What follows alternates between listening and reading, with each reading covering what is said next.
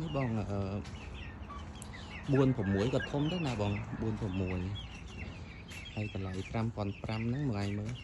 ទឹកដៃសាច់ជាងអីសាច់ឈើសាច់អីជាក់ស្ដែងអញ្ចឹងបងអានេះបើខ្ញុំចាប់អញ្ចឹងខ្ញុំលក់បាន8,000ជាង9,000ហើយចាប់អញ្ចឹងអស់មិនតិចហ្នឹងបងតម្លៃ5,000ជាងបានខ្នាតប៉ុណ្ណឹងបង4-6តបូលវាអញ្ចឹងបងពុកវាម៉ូតហ្នឹង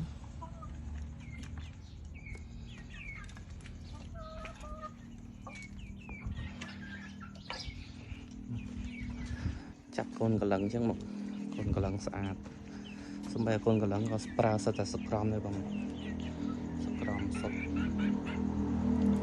ផ្ដានាមអីសពប្រភេទចាស់បងអត់ស្រកទៀតទេអត់មានមេស៊ីពីដានអីហ្នឹងហើយរៀបចំជាប្រព័ន្ធភ្លើងជូនអញ្ចឹងបង